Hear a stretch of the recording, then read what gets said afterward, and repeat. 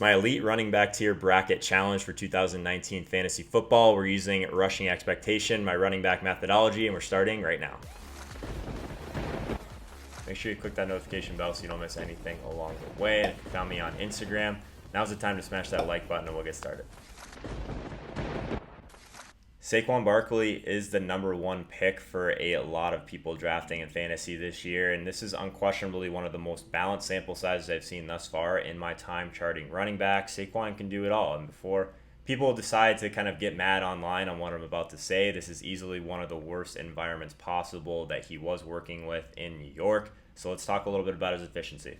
Yeah, so this chart's not fantastic overall. In fact, it was very reminiscent of Todd Gurley in 2016 with Jeff Fisher. But there are some reasons to believe that there's no reason to panic with Saquon. One of those reasons is that throughout all of this chaos, basically paper mache in front of him on the line, Saquon still found his way to the 84th and 89th percentile average time behind the line of scrimmage and big play rate per attempt. Both of these stats are not adjusted for offensive line play, which would have helped those numbers. So that's a bullish scenario, but it really, after we get past that and we dig a little bit deeper, I felt kind of obligated to do so. Obviously, he's a potential number one overall pick in fantasy drafts this year. Barkley also ranked in the 95th percentile in Pro Football Focus elusiveness rating, so we know that he's a talented player that can break tackles. It's just this situation couldn't get much worse when we got to the second level, and not an easy feat. Like, I'll hammer that home throughout this entire thing because you're going to see a lot of red on the screen, but what he's working with alongside an anemic passing game with Eli Manning at the helm, he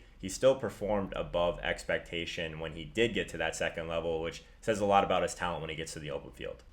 It's not unprecedented to see these type of rushing expectation results from a feature back that's widely thought of as a generational talent. I'm definitely in that crew. I love Saquon Barkley, and efficiency certainly isn't everything. I mentioned Todd Gurley in 2016, but we'll get to it later this week with David Johnson in 2018. What these guys have in common with Saquon is that they don't exactly benefit as much from big plays skewing overall results because they saw a ton of volume. Sometimes I forget how small the majority of these samples are at the running back position in comparison to something like wide receiver. But obviously the overall environment from what Barkley has is what compares to those other studs as well. It just was a terrible situation. The biggest problem I have with taking Saquon with the 101 overall is that nothing's really going to change with all of the things that were hurting him last year. And if anything, it got worse. Odell Beckham was traded. So like Gurley in 2016, defenses are going to be able to kind of completely sell out to slow down Saquon. And that may not be something that they always succeed in on defense, but it's going to kind of change everything as far as his volume's great. That role as far as reaching his ceiling is definitely crucial. I think his floor is super safe. I don't expect to see his volume go down. If anything, it could tick up a little bit, crazy enough as that sounds. So he's a solid top 3 pick in drafts.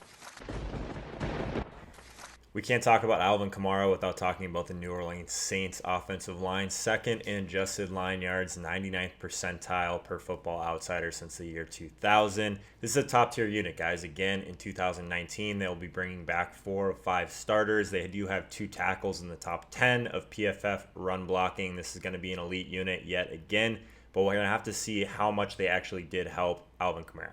This is actually a pretty interesting distribution of touches. Not incredibly surprising, but 22.8% of his targets were 5 or more air yards down the field. And with a sample size strength of 100, it's evident that Kamara was used nearly as an elite wide receiver from a volume perspective. And over 30% of his runs went to the right side, over 10% more frequent than the left. Not sure if that's relevant yet, but it is notable.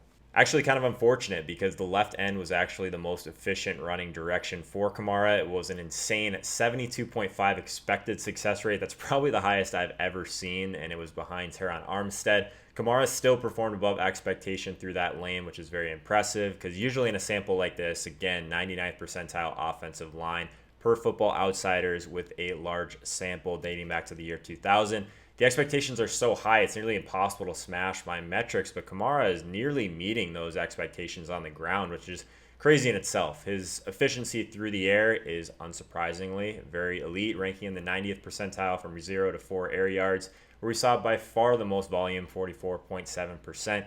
Even those deep targets, he performed above expectation. That was another 23% of his targets last year. So we know how valuable those deeper targets are in fantasy football. And Kamara gets those opportunities nearly more than anyone at the positions. Kamara's overall results, incredibly bullish in my opinion. 74th percentile through the air may not sound elite, but 52% success rate in that category, offensive line excluded. That definitely rivals players like Christian McCaffrey in my sample. So there's definitely something that we need to look at there a little bit deeper. In 2017, he was arguably even better in the 80th percentile in that same category with a 54.46 success rate behind a comparably strong offensive line.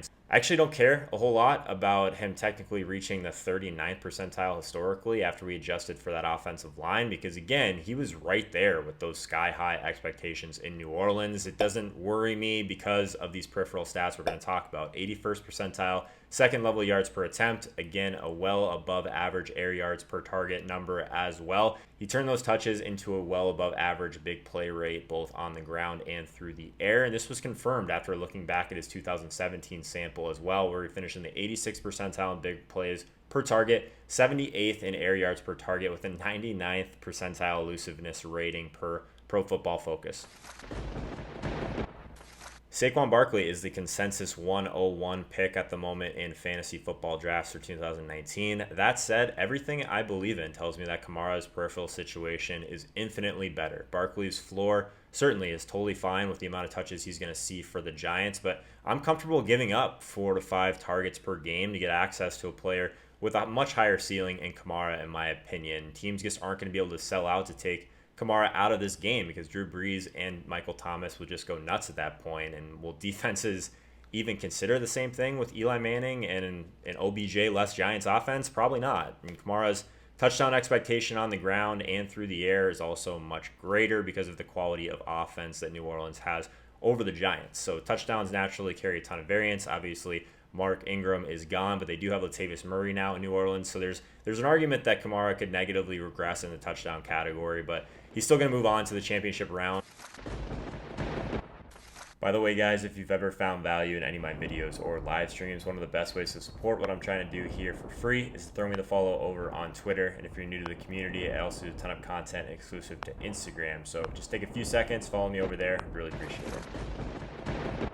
The Dallas Cowboys today, they were an offensive line that finished 8th in adjusted line yards. We know Tyron Smith, the 9th best pass blocker according to Pro Football Focus, but they also have Zach Martin, 8th best, and Leal Collins, 12th best in the run game at least. So this unit, definitely one of the best in the NFL, but we got to talk about Travis Frederick for a second. He could be one of the best centers in the NFL, but he missed the entire season last year due to an autoimmune disease. This is absolutely huge for this unit to get him back in Dallas. I would expect it to be one of the top units in the league yet again. Ezekiel Elliott, this is one of the more well-rounded sample size charts you'll see in my entire methodology. The only thing that stands out really is that he saw an above average percent of his targets from 0 to 4 air yards and a slightly below average deep target rate. But what is nice about this sample overall is that we know it is a high volume situation. It's a 99 rating in both rushing and receiving sample size strength. So basically what that is, it's a 1 to 100 rating based on how much volume that back saw.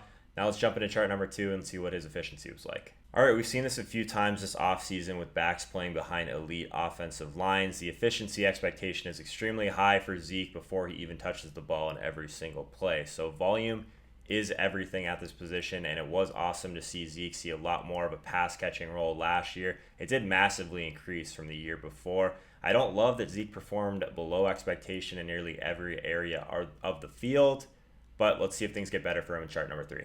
29th percentile on the ground and through the air. This is a huge drop-off for Zeke. In 2016, he hit the 91st percentile expectation score rushing. 2017, he hit the 79th. So that's a pretty massive drop-off there. Stuff rate also took a nosedive in 2018, 68th percentile after ranking in the 85th and 75th in 2016 and 17 respectively. That's a pretty bearish sign in my eyes, being that this line was just such high quality and it was a decent environment for him to run behind, obviously. But Zeke has performed above his adjusted expectation in time behind the line of scrimmage in all 3 years that I've charted him. So it's not like he's lacking patience. We know he's a talented runner, but it is notable he's never cracked the 50th percentile in elusiveness rating. Right? That's a Pro Football Focus stat that I always like to look at. But perhaps the scariest thing to me digging into Zeke's sample as a runner is that he actually faced 8+ in the box far less frequently last year than he did in 2017 and 2016. So if we're just looking for a silver lining, I do see that on the ground, his big play rate in the 92nd percentile was the best of his career. Besting his rookie year, that was only in the 82nd percentile. So we know he's going to bust big plays. And I did mention that increase in pass catching volume in 2018. He's never boasted a sample size score of higher than the 41st percentile in those 3 seasons. And until this year, 95 targets, good enough for a sample size strength of 99. So love to see that. If we're looking for all volume, there's not going to be an issue there with Zeke if he does indeed not hold out into the regular season. Zeke's most efficient season as a receiver was back in 2016 as well, but it only came as a 56th percentile expectation score. So we will talk about his big play rate per target. That's fallen below the 35th percentile in 2 straight seasons now. I mentioned the holdout quickly, but I don't expect it to be near as much of a concern as someone like Melvin Gordon. I'm certainly not saying that Zeke isn't one of the top options at the position, and you might think that after kind of going through some of his charts, but he's still definitely one of those guys that you can make a strong argument he's going to see more volume than anyone in the league. Definitely a workhorse right there with Saquon Barkley and Christian McCaffrey. He's provided consistent results for this reason from a fantasy perspective. It's been extremely durable, runs behind one of the best units in the NFL, and now he has that pass catching role as well. All I'm saying is there's a few red flags that there's just, at the very least, we need to take note of. And on a touch-by-touch basis, he did score just 9 touchdowns in 2018 as well. This offense isn't going to be scoring a ton. Not a ton to say about the Carolina offensive line. They were 11th in adjusted line yards per Football Outsiders last year. I see them in a similar range for 2019. You can certainly make an argument that they upgraded by moving on from Chris Clark and drafting Ole Miss stud left tackle Greg Little. But I still think 11th, 10th, that range is probably where they're going to be. And even if they do regress a little bit, it probably helps Christian McCaffrey in the passing game. But it's time to dive into one of my favorite players that I touched on this entire offseason. Now, I expected Christian McCaffrey's sample to be similar to someone like Kamara. It turns out the only comparison from a volume perspective is that he also is used more frequently than average on deeper targets of 5 or more air yards. No surprise there. I actually didn't realize how often CMC ran through the middle. 67.1% of his rush attempts, nearly the same frequency as someone like Frank Gore. So Carolina clearly trusts CMC between the tackles. They're choosing to get him the ball in space through the air, which is obviously great for fantasy football.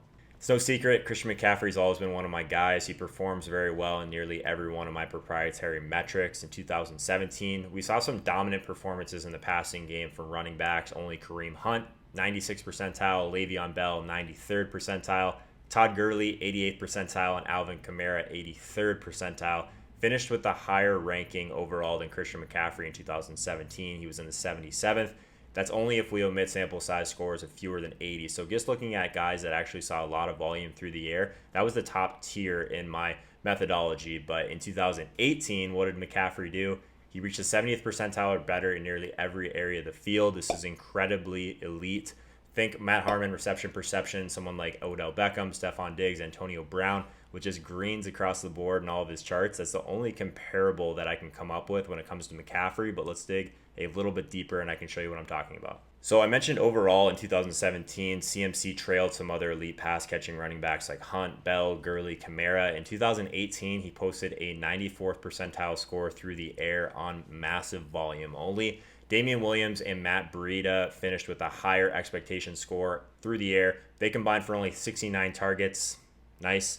CMC did it on a massive 124 targets a year after smashing on 113. So the sample size is usually something that we have to worry about, especially at the running back position, but especially through the air, especially for these pass catchers. But we know that McCaffrey is going to be one of those guys that's going to get volume. It's perfect for fantasy football through the air. CMC finished in the 63rd percentile in stuff rate, above expectation, of course, but it is notable that he crushed this category in 2017 in the 91st percentile, so not worried there. Same thing with his average time behind the line of scrimmage. He was above expectation in 2017, 64th percentile, so I'm comfortable putting him somewhere in the middle for both of those categories. Yes, still above expectation. He also doesn't run near as many carries as we saw to the edge, which can definitely skew his time behind the line of scrimmage negatively. So don't forget that wrinkle. Somehow we've come this far and we haven't even touched on what he did in the second level and the big plays that CMC generated last year. 80th percentile in second level yards per attempt, 73rd in big play rate per attempt, and somehow it still gets better. He spiked from the 75th to the 95th percentile in big play rate per target based on my historical database. Say it with me now, elite. Just a reminder, if you're looking to invest in yourself and take your game to that next level, I do offer one-on-one coaching. So be sure and check out joeholka.com/coaching if you want a little bit more information on that. But if you prefer just to continue to learn in a group setting, totally fine. A lot of people don't realize, though, they have an Amazon Prime account, which a lot of people do these days. You automatically have access to one free Twitch Prime subscription. So with that, you'll get access to my premium Discord chat as well as a bunch of other subscriber-only perks. Regardless, you're doing yourself a disservice if you're not checking out these videos live. So check it out, twitch.tv/joeholka. Throw me the follow so you don't miss anything. In terms of who's going to face Kamara in the championship round of my bracket challenge, I'm going to proceed like Zeke is not going to be holding out in 2019, and definitely not calling him average by any means, but just looking at these charts, there's a clear line here that we have to consider. It's a lot tougher than the Saquon Kamara decision for me personally, just because of how good the offensive line is in Dallas and how much more we saw Zeke involved through the air last year. But I still think that CMC is one of the few combinations of volume and upside that can rival what we saw from Zeke last year.